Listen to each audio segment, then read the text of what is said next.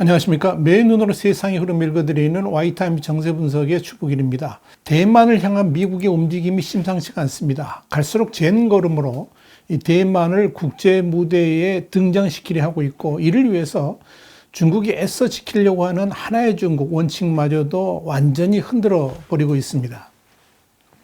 미국 국무부는 5월 들어서 공식 사이트에 올려진 이 미국과 대만의 양자 관계 개황 팩트시트인데요. 여기서 그동안 하나의 중국 원칙으로 게재되어 왔던 대만은 중국의 일부분, 미국은 대만 독립을 지지하지 않는다, 이 내용을 삭제를 했습니다.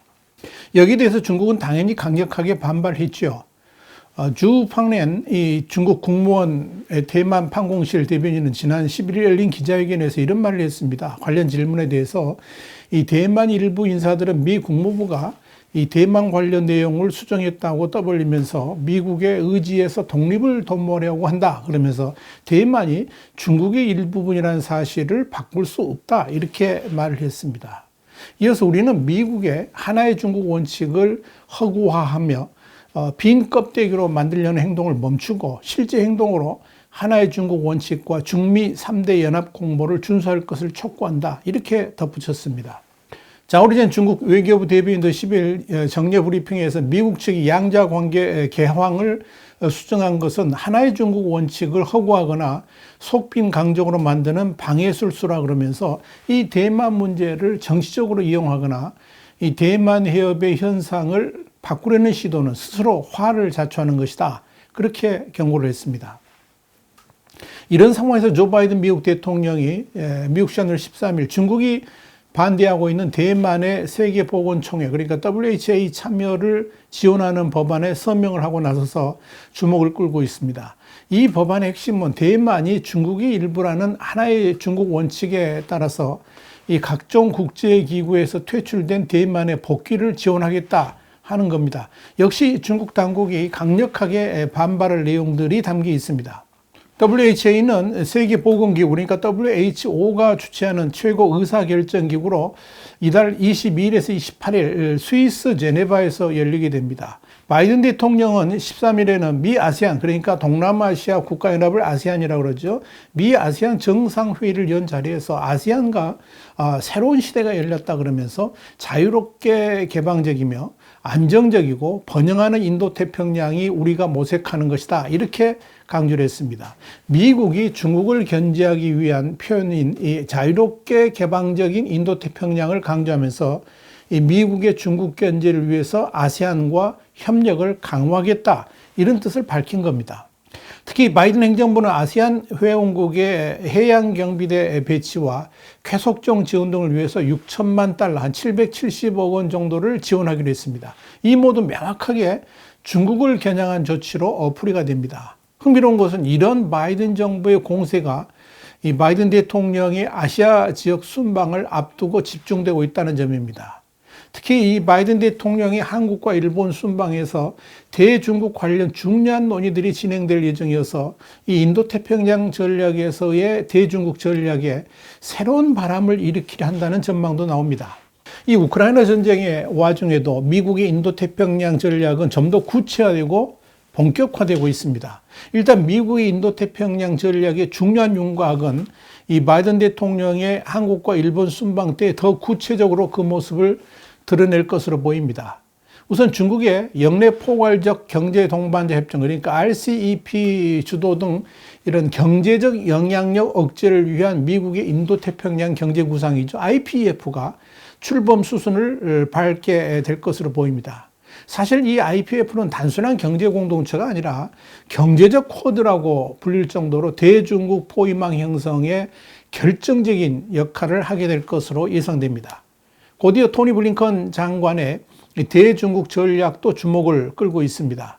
이번 바이든 대통령의 아시아 지역 순방 이후에 협의 결과를 바탕으로 해가지고 발표하게 될 2022년판 인도태평양 전략의 중국판이죠. 중국 신마판이라 볼 수 있는데 여기는 중국 고립이라는 큰 틀을 명확하게 제시하게 될 것으로 예상되고 있습니다.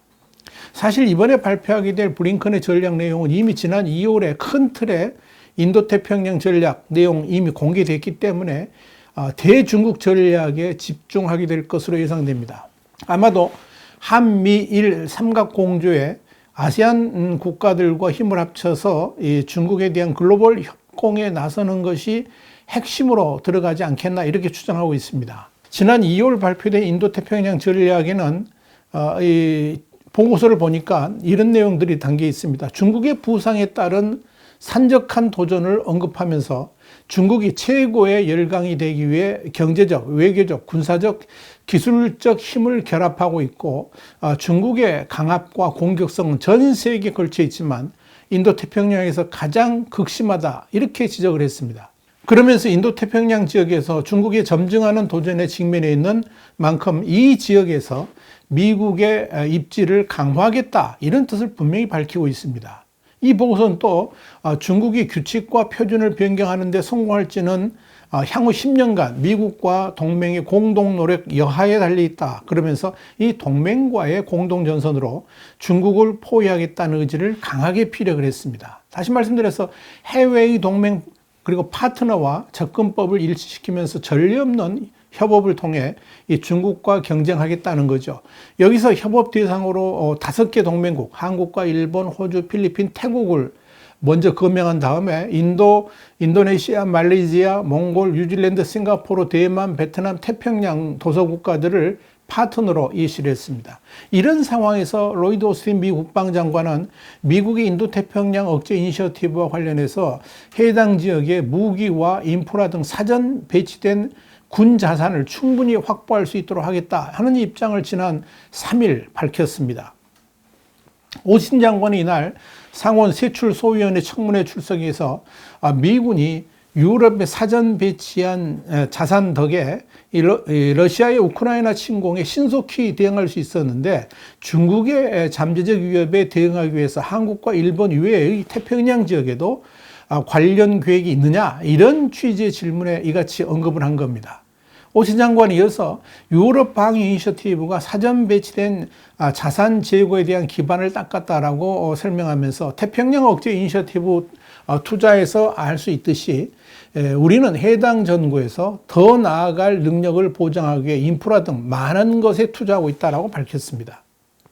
그러면서 오스틴 장관은 우리가 미래 인도태평양에서 더 많은 능력을 보유하는 것을 확실히 하는 게 우리의 목표라고 분명히 강조를 했습니다.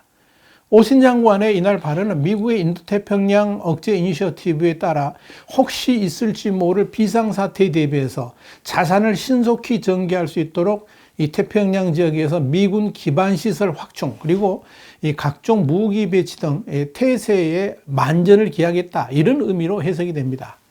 오신 장관은 이날도 중국의 위협을 분명히 거론하면서 2023년도 국방 예산안에서 태평양 억제 이니셔티브에 약 60억 달러 그러니까 7조 6천억 원 정도를 배정했다 이렇게 밝혔습니다. 그는 이어서 우리의 새로운 국방 전략에 따라 괌의 미사일 방어 등 인도태평양 지역의 전력과 인프라, 주둔, 준비태세를 강화할 것이다 이렇게 말했습니다.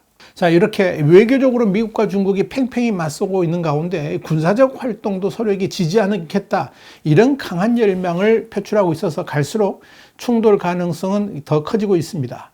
미국 해군연구소가 운영하는 군사 전문 매체 USNI 뉴스는 11일 위성사진 분석 결과를 토대로 해서 중국 신장 위구르 자치구 타클라마칸 사막의 훈련기지에서 미국 해군기지에 정박한 선박을 재현한 모형물을 놓고 이 공격 훈련을 중국군이 하고 있는 것으로 보인다라고 보도를 했습니다. USNI 뉴스는 이어서 중국군 당국이 대함 미사일 훈련을 위해서 타클라마칸 사막에 항공모함 모형을 만든 데 이어 사막의 동부 가장자리를 따라서 대형 항모 크기의 목표물부터 소형 선박과 해군기지까지 일련의 모형을 만든 것으로 보인다라고 전했습니다. 이와 관련해서 홍콩의 사우스차이나 모닝포스트는 해당 모형들이 대만과 괌의 해군기지와 유사하게 생겼다 그러면서 중국인민해방군이 미국의 군사기지를 타격하는 훈련을 실시하고 있는 것으로 추정된다라고 12일 보도를 했습니다. 대만 해군사관학교 교관 출신인 군사 전문가 루리씨는 이들 모형의 행태가 대만 북동부 이란현에 있는 수아오 해군기지와 매우 유사하다 그러면서 목표물이 된 모형 선박은 대만 해군기지의 키드, 그러니까 USS 키드인데요. 9,200톤급 구축함입니다. 이것으로 보인다. 이렇게 사우스차이나 모닝포스트에 말을 했습니다. 중국 인민해방군은 이외에도 지속적으로 전투기들을 대만의 방공 식별구역에 침투시키고 있습니다. 지난 15일에도 중국 군용기가 대만 서남쪽 방공 식별구역에 진입했다라고 대만 자유시보가 16일 보도를 했습니다. 자유시보는 항공기 위치 추적 정보를 제공하는 페이스북 계정 대만 서남 공역을 인용해서 중국 군용기가 올해 들어 100일째 대만 ADG에 진입을 했고 횟수로는 총 346번에 달한다. 이렇게 전했습니다. 중국군의 이런 빈번한 대만 ADG 진입은 랴오닝함 항모전단이 최근 대만 동부 해역에서 연례 전술훈련을 한 것과 관련이 있는 것으로 보입니다. 랴오닝함 항모전단은 지난 3일부터 이 대만 동부 해역에서 8일 연속 함재기 이착륙 훈련을 벌인 바 있습니다.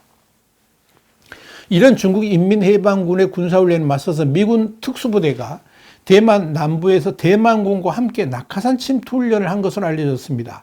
대만연합보 등은 지난 9일 남북 핑둥현 차오저우 지역 관계자의 페이스북을 인용해서 대만군 낙하산 훈련장에서 실시된 대만 특전부대와 외국군의 훈련 소식을 전했습니다.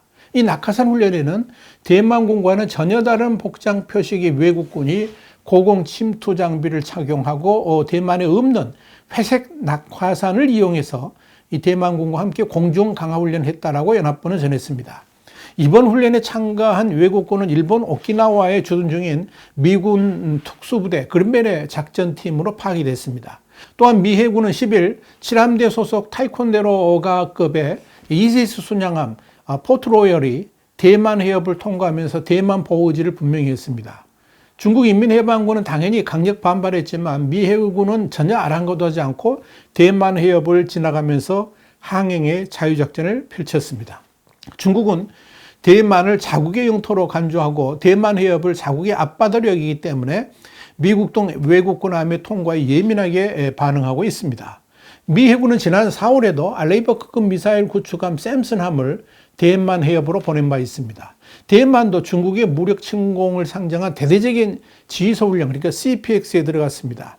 연합보와 자유시보 등은 연례 합동 군사훈련인 항광 38호 훈련의 일환인 지휘소 훈련이 이날 북부 타이베이의 나하스 지역에 있는 국방부의 지휘소에서 각 전구의 주요 간부들이 참석한 가운데 시작됐다. 이렇게 보도를 했습니다.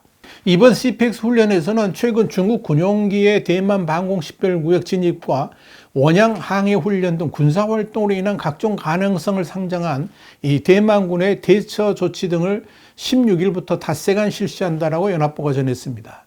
특히 최근 러시아 우크라이나 전쟁의 시사점도 분석해서 참고하는 것으로 알려졌다. 이렇게 덧붙였습니다.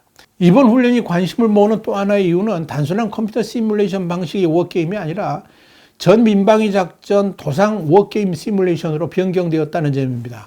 이는 미국 합참이 개발한 건데요. 미 태평양 사령부를 중심으로 해가지고 한국, 대만, 일본 및 미군이 주둔한 지역들과 동시에 해가지고 합동작전을 수행할 수 있는 워게임 모델로 알려졌습니다. 이 훈련을 바탕으로 해서 오는 7월에는 실제 병력을 동원해가지고 군사훈련도 실시하게 됩니다.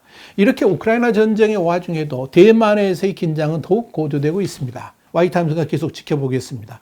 와이타임즈 정세 분석이었습니다. 다음 시간에 다시 뵙겠습니다. 감사합니다.